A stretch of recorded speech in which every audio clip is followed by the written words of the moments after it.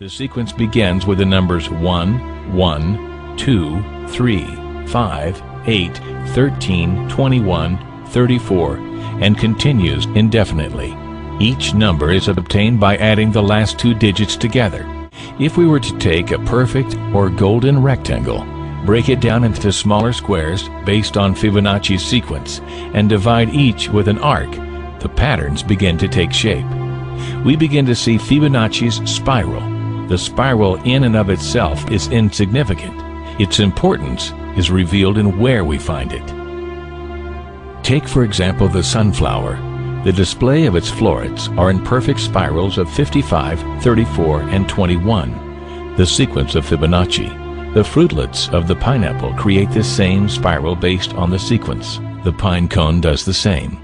As currents move through the ocean and the tide rolls onto the shore, the waves that bring in the tide curve into a spiral that can be mathematically diagrammed onto a plot at the points 1, 1, 2, 3, 5, 8, 13, 21, 34, and 55. Buds on trees, sand dollars, starfish, petals on flowers, and especially the nautilus shell are formed with this exact same blueprint. With each segment of growth, the nautilus adds to itself one more value on Fibonacci's scale. This blueprint can be seen around us on a small scale every day, but the greatest example of all is directly above our heads. At an average of 100,000 light years across, even the spiral of the galaxies above us are formed with the exact design that the tiny shell is formed. This sequence or blueprint appears to be the trademark of a designer, a proof of a creator.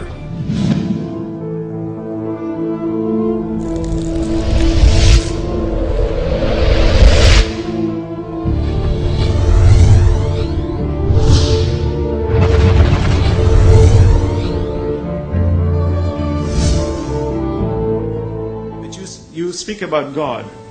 We call Allah God. What is Allah? Allah, from the Islamic perspective, means the God, the absolute, indivisible God. The Holy Quran says, "Qul huwa Allahu ahad." Say God is unique, one.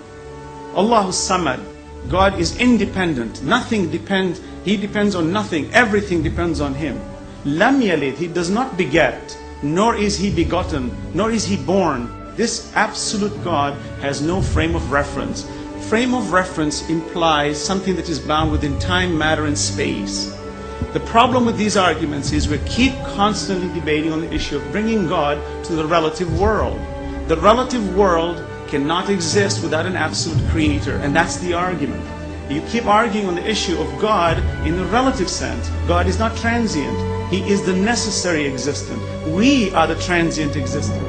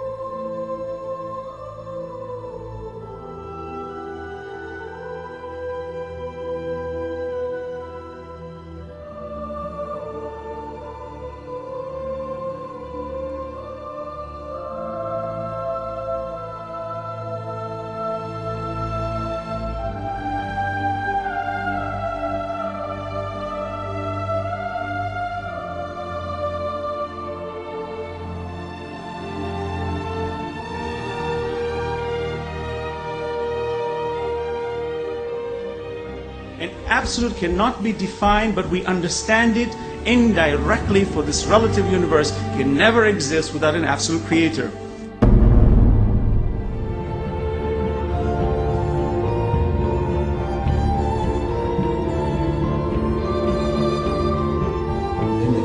Prophet Muhammad is made to say, قُلْ هُوَ اللَّهُ أَحَدٌ. Say, He is God, the one and only.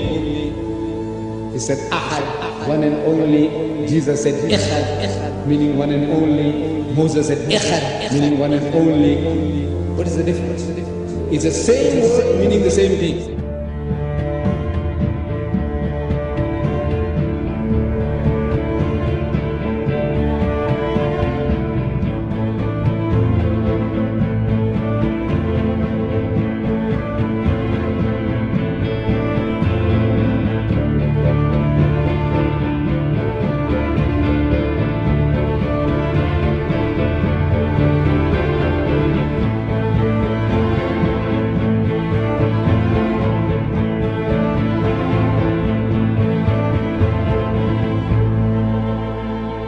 Muhammad could not have known these facts about human development in the 7th century because most of them were not discovered until the 20th century.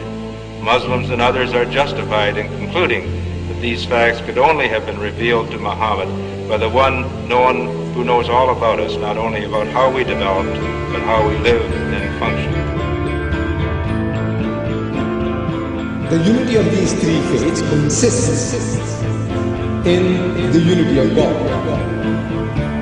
You see, in the fundamentals of the teachings of Moses, Jesus, and Muhammad, there is not an iota of difference.